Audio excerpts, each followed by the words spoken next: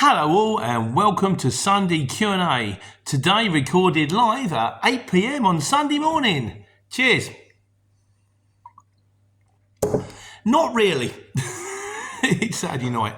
I finally got around to doing it. We're still mopping up after the wedding. The wedding went off last week. We've still got the lights out. Bit of a boom with that. Can pinpoint that one. Fantastic. Really, really cool. A couple of minor glitches. The toilets didn't work at first and the speaker in the church didn't work. But other than that, everybody had a wonderful time. The food there wasn't tons of it, but it was very, very nice. The speeches weren't too long and weren't too short and seemed to hit the mark. Everybody came up to me afterwards and said, "Your speech made me cry." I said, "It's the first time it hasn't made me cry, and I've been practicing it for 2 months." And then they started the dancing at 6 and everybody danced for the next 6 hours, non-stop. Not like a usual wedding where the disco is 2 children sliding across the dance from their knees. No, non-stop. It was absolutely fantastic, absolutely brilliant. What was the pinpoint? Yes, the lights. So I said the least we had, because the Sunday morning we had to put the house back together. That was quite a lot. All the plants are now back by the window. They all had to come down and the tables had to be folded and this and light and all that. And I said to her, and Lisa went, "Look," she says, "Christmas is like 6 weeks away. What's the point of taking the lights down and then you have to put them up in 6 weeks' time? Why don't we just switch them off?" I thought, "Oh, that's the result." So there you go. And the ones on the outside, I did that. That's why I'm late. I had to restring them around. So now Christmas is 2 switches and where's the whiskey? Hopefully not. They've got their eyes on some big baubles. Some big baubles will appear. But yes, I know everything went well. Lovely. Shane Hardy said, hope it went well. Shane, it was fabulous. It was a really, really good day. Best you could hope for. So last week's mistakes. I'll timestamp here. Steve Campbell. It was Burgess Meredith who was the penguin, and Mickey Goldsmith. Why I put a nail in my glove and drop and give me 20. 20? You seen the size of the guy? Well, yeah, maybe 20 with one arm on one finger. Yeah. So Mickey Burgess Meredith. The cast for the original Batman with was it? I'm going to do another last week. This is going to be next week's mistakes. Burgess Meredith, of course. You had, what's his name? I'll say Cesar Romero, I want to say, was the Joker, who's the only guy I've ever found that actually looks like the Joker, who's got a face that's thin enough, and who had that thing, not the psycho thing, just that thing. And what do we have? There was 2 Catwomen, Eartha Kitt and the other one. Never so fussed about Eartha Kitt, but I like the other one. But they were just, I don't know if the people in the original 1970s Batman TV series actually looked like the characters from the comics, or I saw the TV series, then read the comics and went, well, it's them, isn't it? I don't know. It's never quite been the same since. Christian Bale did a decent job, and Michael Keaton's got the great eyes, but he's too short. So, thanks for putting me straight anyway, Steve. This week's video, the main one, working for the man. Yeah, it's sort of the difference between working for yourself and working for the man. James Fletcher Vlog says, how's the new company going? It's going okay. I mean, like I keep saying, I'm running on 2/3 power because a third of the invoices I'm putting through, I'm factoring. A third of the invoices I'm putting through are for regular people who pay me within 10 days, and a third of them I've yet to see. Now we're getting to the stage now where, because it's now 30 days end of month, so I'm contacting people that owe me money from September, and it's a bit like, yeah, we're a bit late on the payment run. We probably won't do that for 2 weeks. I did the job like 6 weeks ago. What's going on? Oh, okay, as long as it's coming. Another one went, oh yeah, the accounts team's not actually in today, they're coming on Monday. It'll get sorted on Monday. I haven't got too many of these yet, but it's a tedious thing. I've actually got, on a separate note, this Express Pay, because they said I had it, and it came out for the first time. And I'll be honest with you, and I've always been honest with you guys, I've spoken to Tristan, who's the advertising guy at the CX, and went, what's going on, Tristan? How come it only works sometimes? And he's explained the whole thing to me, and he's explained this whole thing about, what do you call it? Clear Pay, Fast Pay, Smart Pay. And the whole thing to me sounds like a really good idea. If anything, it's just protecting couriers from Mickey Mouse shippers, and the people that are going to get the brunt is the CX, from what I can work out. It's not fully up and running yet. I said, look, I'll make a video about this. And I kind of went, the thing that annoys me, Tris, as you know, is other people pay me for making videos about stuff. And this video is going to go out to everybody. But the double-edged sword is, well, A, they've given it to me, which is kind of nice because not everybody gets it. And B, I think it's a really, really good idea. So what I'm going to do is when I've finally got to the bottom of it, I've asked him to send me an email and I'll do a video, which probably won't come out for 2 weeks because I'm all packed up. And I'm just going to give it straight to everybody. And you'll all come back and go, yeah, Pete. But what about this? And you're obviously working for the CX and this is all an illusion. Reality is an illusion, albeit a very persistent one. But I'll bang it all out there and you'll go yes or no. But the whole thing, it strikes me that if everybody could sign, basically what Tris said to me, he said, if everybody signs up on this, it will be like a near perfect system. I'm inclined to agree with him.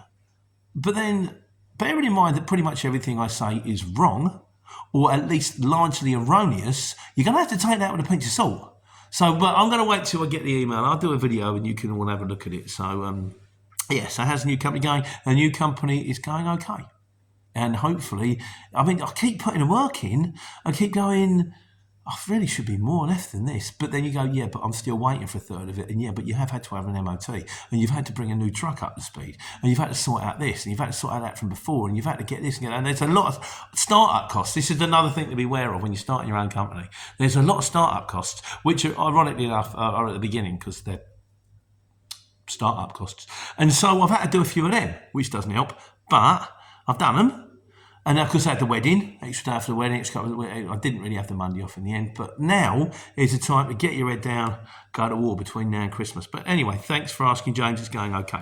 Mike Meadows says, hope not too personal question, but what's the average you earn, what do you think on average you earn more as self-employed?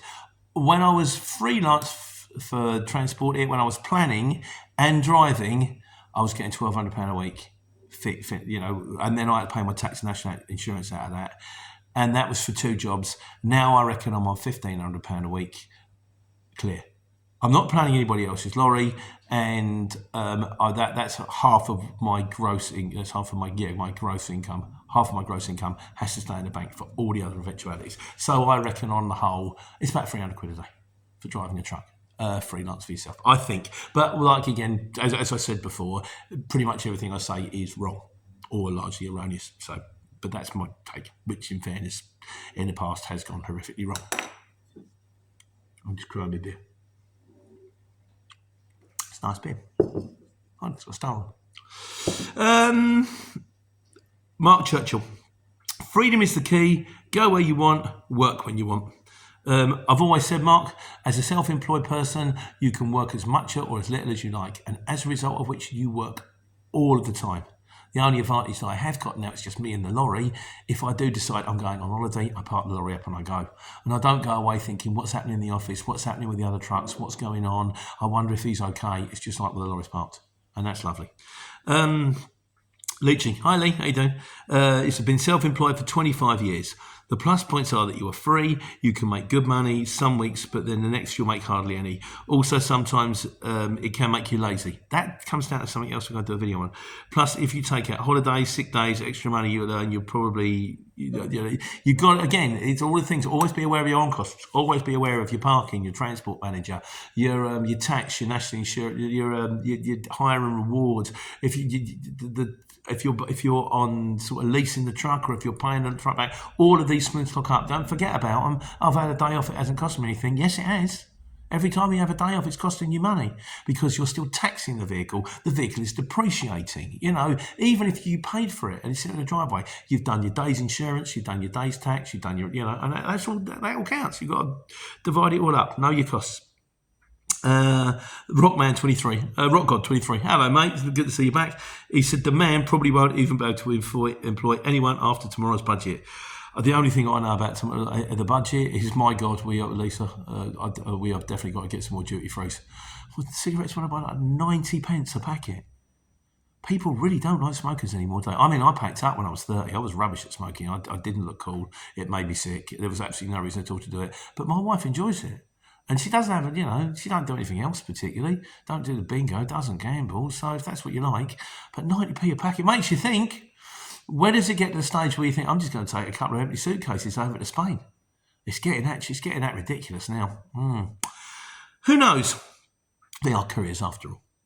So, alternatively, maybe I'll get a standard international. I'll pick up the fags on the way back. That's not a bad idea, is it? Oh, looks like I could be going to Spain. Hey, Aviva. No.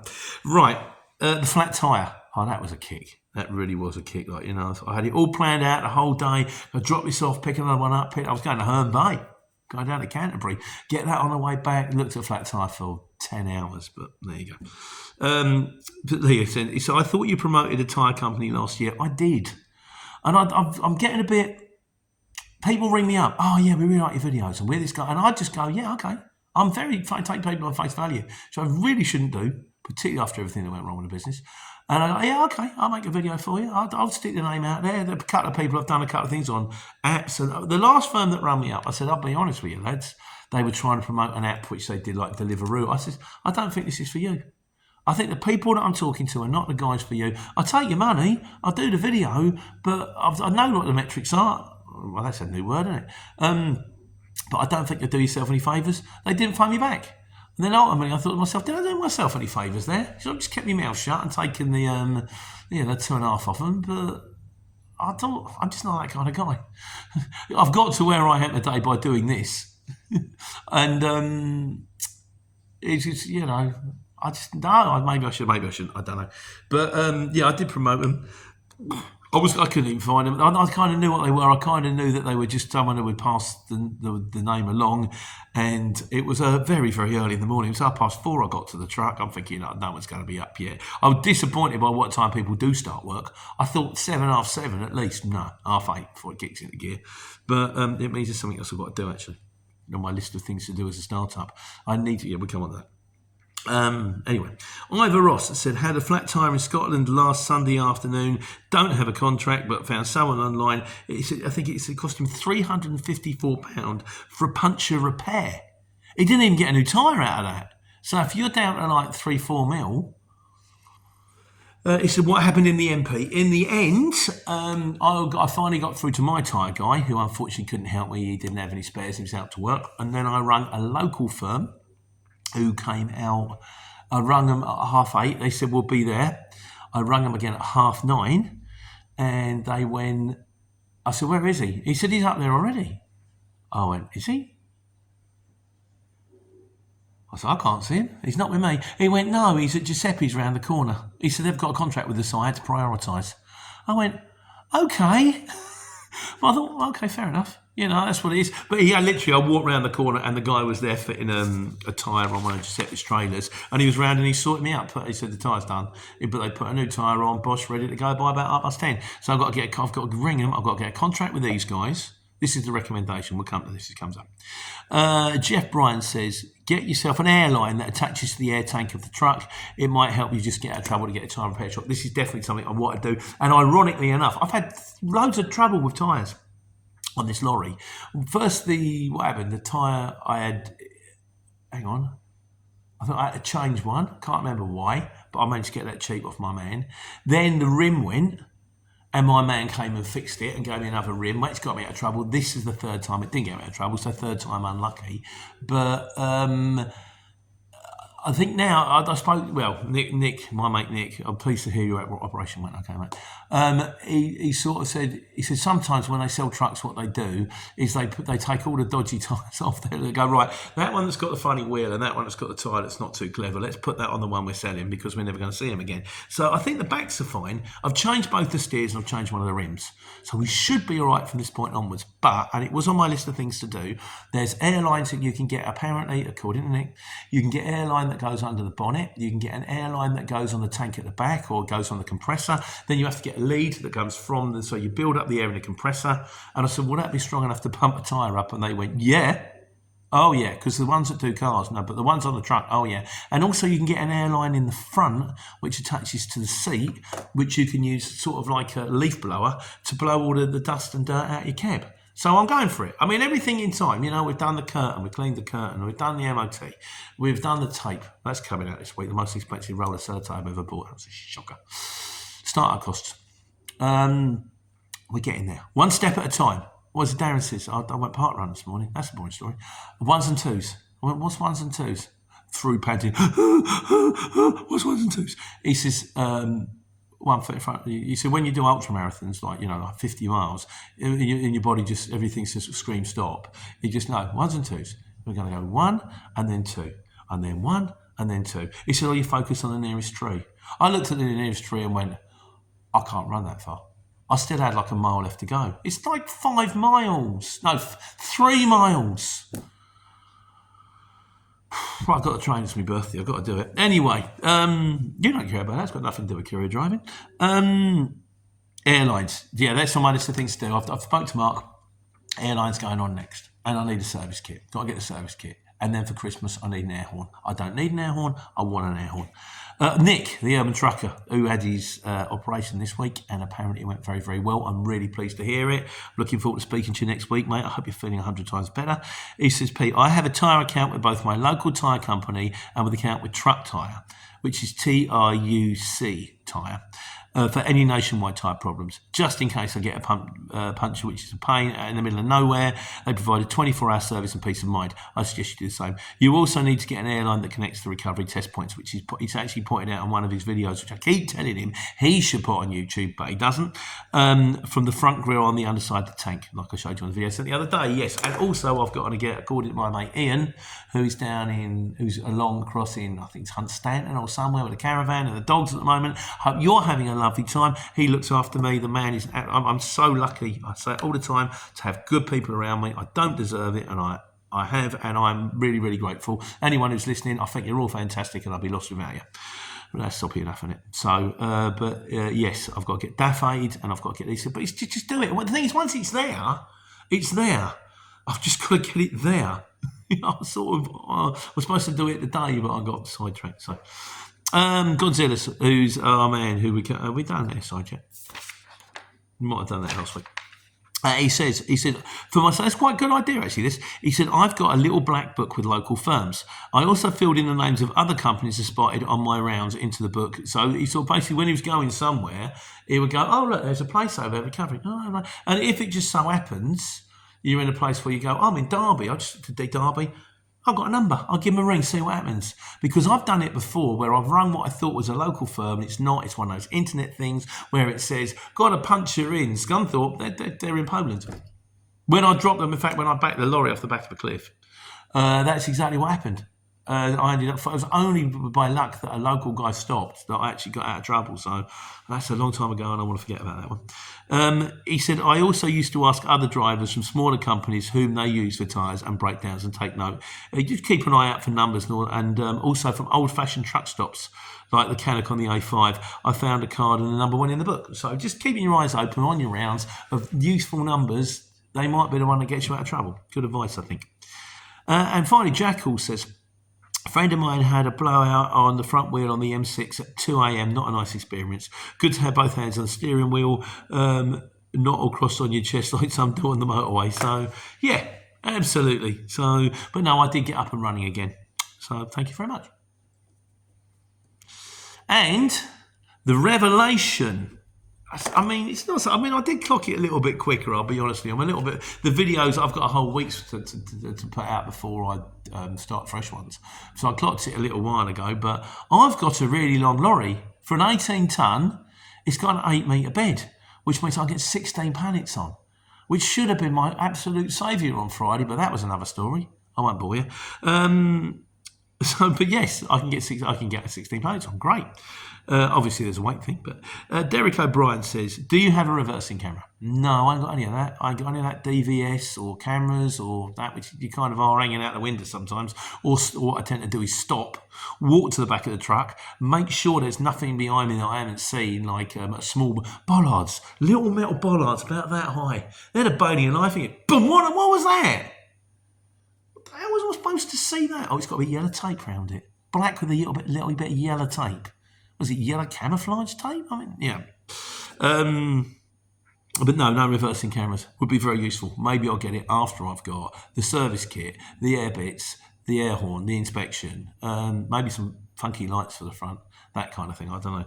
I changed my number plate that turns around 3 times, so I've got different number plates for each place in Europe I'm in, despite the fact I've only got a standard national. Can't I have one? Oh, I bought a new flask. I've got to do one on them Yeti, the Yeti cup. I was quite pleased with the Yeti cup. It's not perfect, but I like it. I do. There's a video. Right, Steve Campbell says on the size and weights and stuff like that. It's not strictly true the size of beds to weight. You've got a DAF 7.5 with a sleeper cab and a 7 metre bed. It's useless at weight carrying, but good for empty pallets. Oh, 7.5 tonne, yeah, because basically it's too heavy to start with. So we've got a DAF 7.5 tonne with a full sleeper cab and a 7 metre bed. So the bed's too long; it should be 6 metres, and it's got a sleeper bed. So it's great if you're transporting foam. Otherwise, you're getting you get more than 2 tonne on it, and you're overweight. That's what he's saying. Trucks are the same as vans. You can get a short wheelbase 26 tonne lorry with a 5 metre box on it, or you can get a long wheelbase 7.5 tonne. Every chassis and weight can be spec'd to different lengths of wheelbases, different heights, bodies, cabs, and also the extent you can speculate with cabs and bodies. You can get an extra long narrow track with a 7. Yeah, I mean, you get them though, didn't you? No one likes them. You book a 7.5 tonne, and the Luton van turns up with a big body, and everybody just goes, "That's not a 7.5 tonne." I booked a truck, and you turned up in a caravan. Take it away. Customers don't like that. And I've seen it many times on the CX, which needs to be a real 7.5 tonne. I don't care how big your Luton is, even if it's been on Pimp My Ride, was my favourite. I'm still sticking with that. I like that. Neptune Courier, our man in Scotland, says, I like this to do with the fact I keep clipping the back wheel, and I still do it from time to time. I just need to be a bit more on top of it. When I did my training, they call it steer the rear. Oh, that reminds me. That is to say, apply some steering, mirror check. Apply a little bit more steering, mirror check. So you're not gouging on the front, you're not gauging what's in front, but what is happening behind you, and adjust accordingly. You do this however you need an extra set of eyes, but it worked for me. So what you're saying is, and I did this on test. As I was going around roundabouts, I would look in my wing mirror and look to see how far away my back tyre was from the roundabout. And if it was a little bit close, I'd do that. And if it was a little bit, it was fine, or it was a bit too far away, I'd do that. And Brendan's going, why are you so close to the roundabout? Use the middle. You've got 2 lanes here. Use the middle and go round. And I'm like, but I don't need to, because I can see where my wheel is, because I've got a mirror. And if it looks a little bit close, I just do that. But obviously Brendan's right. He's the test guy. He's the guy who got me through it. So, but I know what you're saying. So that was the revelation. Going airside. We've got a long one today, haven't we? Going airside. This was one I did last week, I think, so we're probably catching up on this one. Mick says, going airside is always fun. You're right. It is, isn't it? It's like, when I actually have to go out, I used to go to Spain every month to visit my mum, who was very unwell. I won't bore you with the details. If you want the details, read the book. It's brilliant. But even when I get to the airport, I get excited. It's just something about getting excited. And even if I'm going to pick up empty crates from a hangar, it's like, oh, yeah, I'm at an airport. Oh, airport. Lovely. It's always fun. Steve Campbell says, funny enough, been airside a few times at RAF bases. They're different. They're great, though. Like I said before, I think I might have said this last week, you end up with 2 great big, 2 children, about 17 years old, which they're not children anymore. I'm just really old, with guns which are bigger than they are, but they're perfectly convivial and lovely people. Mirrors underneath, yeah, you're fine, off you go. Leachy said, been airside on a few small airfields, have only taken small parts to some warehouse on site. Oh, we will come to the man on this, by the way, of course. Just Deep Chanel says, Pete, I live near Heathrow and a couple of jobs appear from hangars. It always says needs company ID. I still haven't addressed company ID. What's the best way of making one? Do you need any other qualifications collecting something like this? Well, Craig has said, and we got to do a video on this. What I'm thinking of doing is I might just do the pony, buy the company ID, and then work out how to create my own, and then show you guys how to do it. So I've got to get one originally, or I could just I suppose you could go online and find a dummy company ID and then say to child, who's very busy right now, unfortunately, say, make me one of these, please. I've got a laminator and laminate it. It'll be that thing that one day, although to be honest with you, I don't pick up inside the 25 anymore because I haven't got DVS, and most company IDs for for Heathrow. I've never seen one come across for needs company ID to get into Dorset Airport. But it doesn't hurt to have it if it's free, but I will try and work that one out. So Craig says, you can use any company issued ID. I use my Royal Mail ID when I go. Just tell the shipper which ID you're using along with your license, and they will tell you the warehouse to release the goods to that company. Or get eBay and get one your own made up. Maybe that's the answer. Just do the pony, go on eBay, company ID, type in your details, do 2 years. Because someone said to me, if it hasn't got a date in, they don't like it. But, 1 year's too long. Give them 2 years. People don't mind if it's 2 years away. It's want to be under 2 years. It's kind of okay. That was the only bit of advice I got on that. So, and finally, on going Airside, our man, it's got to be in it. It's Godzilla's. He's the Airside guy. Says, cool. Welcome to my world. Yeah, sort of. Nice little run to get in the area. For some reason, I always looked after. It should be dead, but 100% of the time picks up something nice. Go figure. He says some areas of airports have got more lax restrictions on them. The guy on the forks is your leader under instruction. I'm allowed to have up to 6 people under my pass, so no doubt the chap's the same and can run people in and out of paint shops and maintenance with no hassle. So this is like not the big too heavy bit on the forks, on the airport. He says, to go into the more obscure bits of the airport briefly, they tend to not be so heavy on security. There's lines that define where you can and can't cross without the need for security, without having to actually sort of do the pat down and all that kind of stuff. So I've dropped plenty of stuff that's building products in the past in the same manner as your good self. At my airport, there's an area I can call in and a security person shows up and lets me in and out. She's like, yeah, you go, just stick it over there. Right, okay, see you later. He said, I used to do lots and lots of football teams who want to avoid the unwashed in departures. Harsh but fair. As it happens, costs 30 quid a time to get security to open the gate. I don't know how many people there is in the football team, so I'm rubbish at sport. But I'm guessing, I think there's 11 aside plus subs. So that's 15 people. It's 450 quid to do that. 15 times. It's all right, isn't it? I'm the wrong game, aren't I? He said, as for recording, it's fine as long as you don't record in security, at which point they get rather snooty. I will be posting no cameras, but people show common sense given that there's Google Earth and 300 of people a day taking selfies climbing onto an aircraft. So you're not allowed aircraft to be going, hey, I'm getting on a plane. They're not going to go, Russian spy. They're going to go, all right. Absolutely common sense, not to be said for it. And that, after quite a long tirade, brings us on to the miscellaneous. I did one on curtains. Tony Gardner says, he says, when you're doing the curtains, he says, you have to make sure that the tension on the front and back is always right to get the strap, because otherwise the straps fall off. Straps do fall off on mine. I'm tightening them as much as I possibly can. They still ping off, but not so much anymore. Mick says, he says, Business 101, know your overheads and costs. This is true, we covered that one earlier. Incidentally, do you know what's called 101? I found this out the other day. It's when you start in America in a class. So 1 is because you're year 1, not year, if otherwise it would be 201, 301, and it's 01 because it's your first lesson. So it's year 1, lesson 1, 101. Year 1, lesson 2, 102.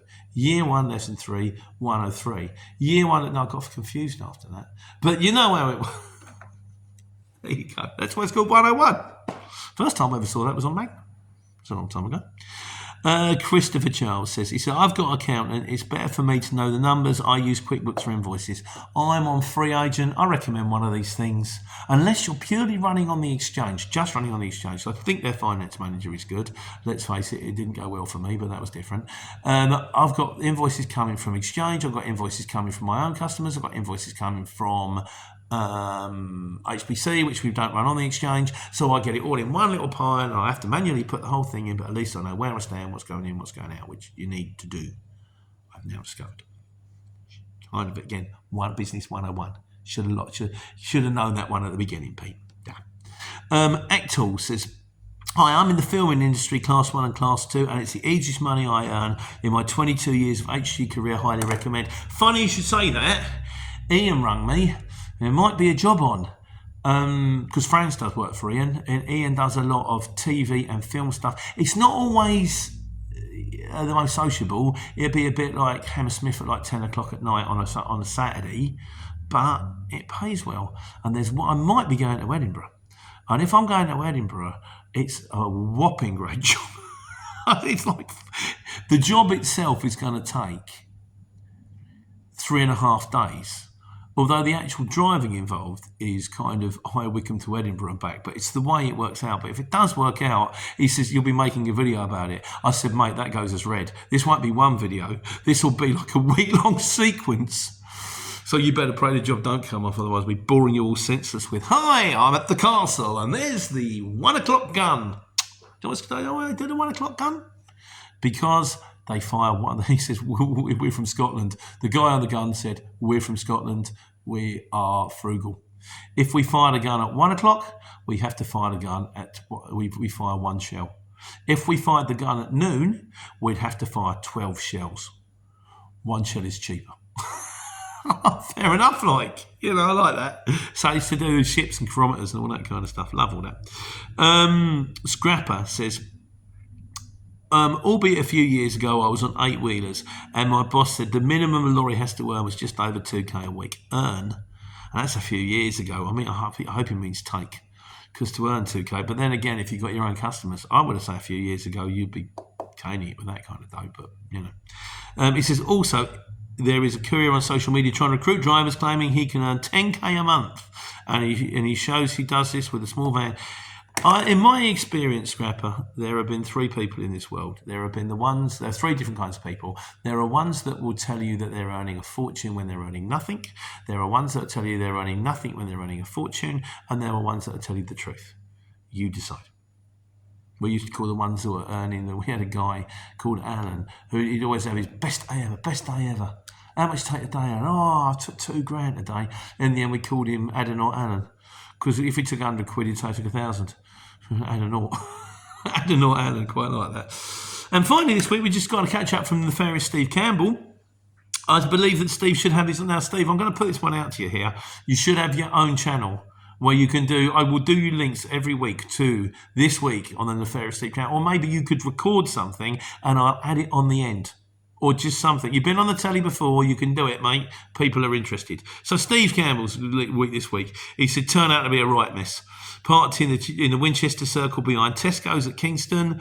Got John Lewis at 5:30 with a 6 a.m. booking. Lewis is never pretty. Tipped by 6:30, my God. Well done, you.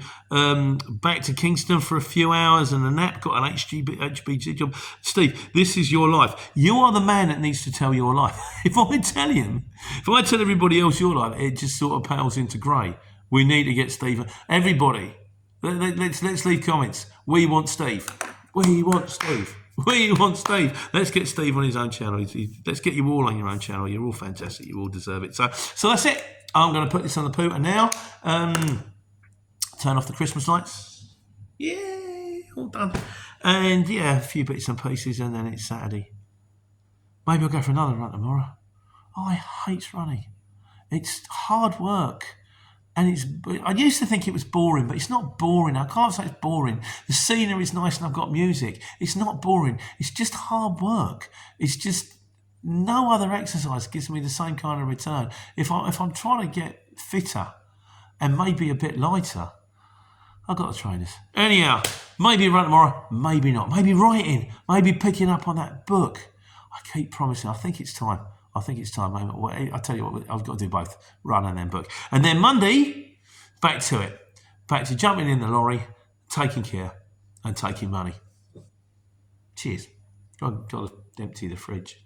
Still full of beer after the winning.